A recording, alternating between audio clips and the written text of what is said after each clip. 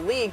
Dan, how would a guy like A.J. Brown change things for Drake May in that offense? Because I think we should live in a world where this is happening. Yeah, I mean, Drake May had an MVP caliber season. He really didn't have a guy that they could just put up by himself and say, go win. Right. And so that speaks to volumes of Josh McDaniels, obviously their offensive coordinator, his creativity, the emergence of some of their young players. Stephon Diggs was great, but also just the quarterback. And so now there's only so many guys in the league that are walking first downs. A.J. Brown is one of them. I mean, we revere Jamar Chase as the guy that we often say, put out by himself, he's that true X one-on-one guy, and no matter the coverage, get him the ball. A.J. Brown is in that class. When A.J.'s playing, he's top 5 in the league in just about everything. And so when you're talking about now having a quarterback or a receiver as a quarterback that you can just trust, I need a first down. Where's A.J. Brown? Throw him the football. So if the trade happens, I think all of us expect it to, it now changes the way that Drake May can play just from the line of scrimmage. Well, I love that you brought up Drake May because it's the age-old thing that Mina talks about all the time. Young quarterback on a rookie deal, solidify him by bringing him pieces when he's shown you he can play at a very high level. But also the relationship with Mike Vrabel. All of that ended badly in Tennessee with these players when you see where Tennessee has been. Now, I think they on the uptick now, but when you start to think about the New England Patriots, and I remember being there for Monday night and in the playoff game, and you saw the relationship between the head coach and player, because we are not going to get past the elephant in the room that this relationship in Philly seems to be scorned. It seems to be a lot going on internally with A.J. Brown as well. So a trade coming about, some familiarity, a young quarterback on the ascend, a team that you saw go to the Super Bowl last year, and just a fresh start. I'm actually excited about it, especially with what we know New England to be as far as how young that football team is. Again, Adam's reporting today, A.J. Brown expected to be a Patriot after June 1st. Mina, how do you see Brown impacting that Pats offense if he ends up there?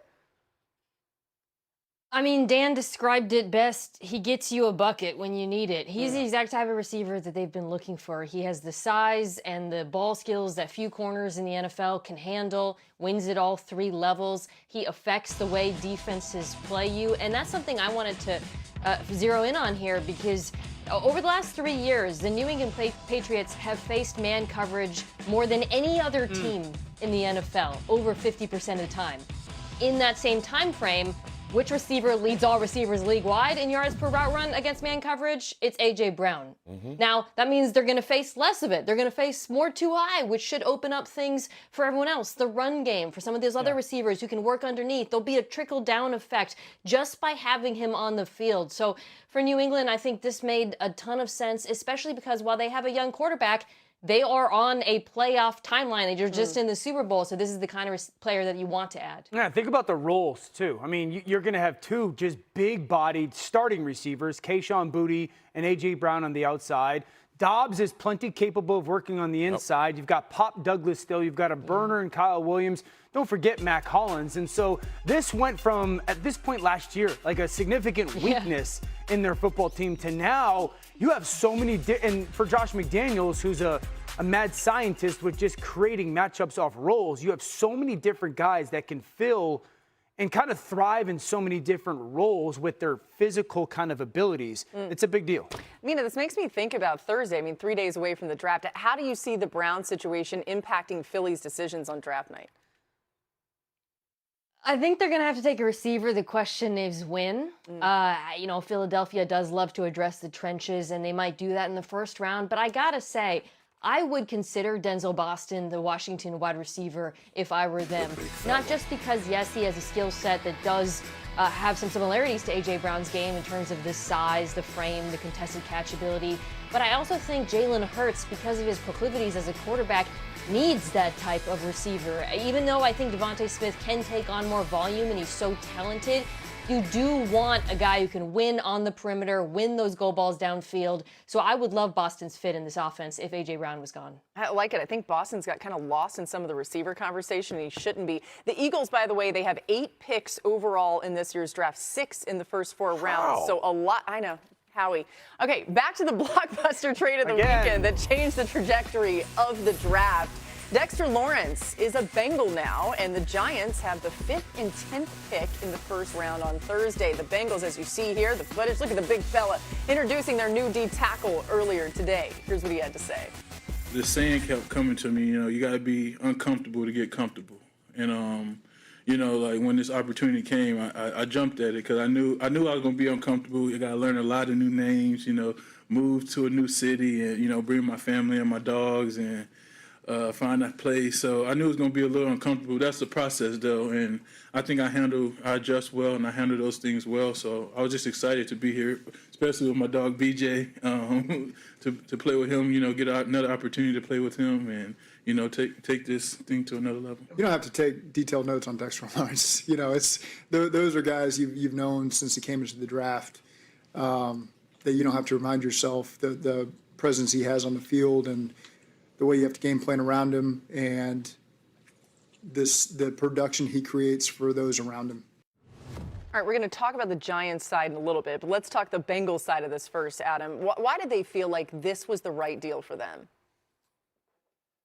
Well, Laura, I think there are a couple of things to keep in mind here. Number one, I think that they have to make an effort for this team to win as soon as possible to prevent any speculation in the future about Joe Burrow's future in Cincinnati. If this team continues to struggle, there will continue to be questions about whether or not Joe Burrow would want to be there in the long term. And so the Bengals felt like to go out and get a player like Dexter Lawrence, who has been double-teamed consistently, who's been a top defensive tackle in the league despite his down year last year. They felt like they were getting a player that would be better than any player they could get in the draft at number 10. And as they assessed the board, they felt like this was a no-brainer. And even if the defensive players fall off the board, it just reinforces the notion. So the Bengals were willing to do something that this organization never has done, and that's trade a top 10 pick in the first round for a veteran player. Never happened in Bengals franchise history,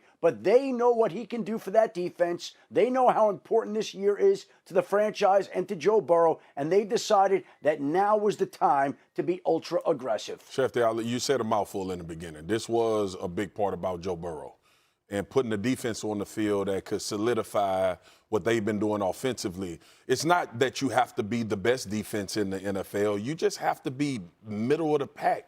The dude was winning games with an awful defense and almost put themselves back in the playoff hunt. The other thing is this, too. They brought Bouye Mafe in the offseason, Jonathan Allen, another defensive tackle that's had really good runs at every stop that he's had, and now you add Dexter Lawrence. What couldn't this team do last year? They couldn't rush the passer outside of Trey Hendrickson, and they couldn't stop the run. Now they fixed and bolstered both of that. The middle of this defense is going to be a problem for a lot of offenses when you start thinking about the physicality in which these guys play with, and Myles Murphy flashed as well. Here's the thing, too.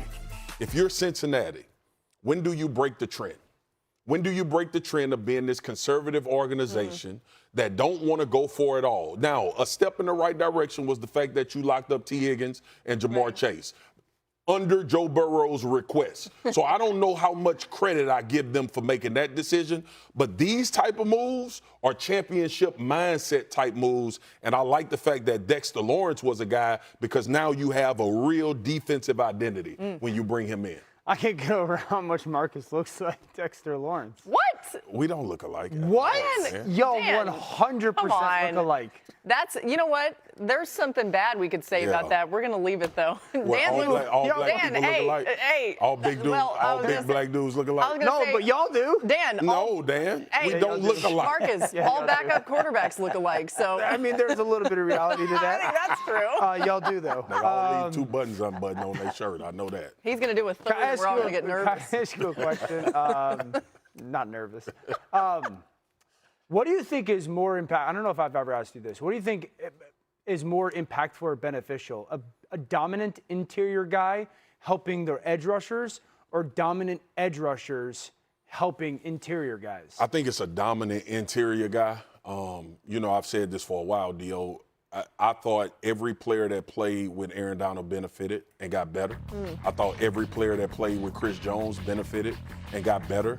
And when you draft guys knowing that a guy is going to dominate a double team, now you can look at your edge rushers about who can win one-on-one. Because it's like, can Boye Mafe become even better than he was? Absolutely. Or a Miles Murphy, can he show Shamar Stewart, their first-round pick from last year? Maybe they're not going to be stars. But also, though, like to your point, I don't want people to forget, John Allen is a real good pass rusher from the interior as well. Yeah. So both of those guys will help benefit, but Dexter commands so much attention because you know you can't leave guards one-on-one with him. You know if the center slides to him, now they've solidified the other three technique position. But he's one of those, what Mike T called him, a force multiplier. There we go.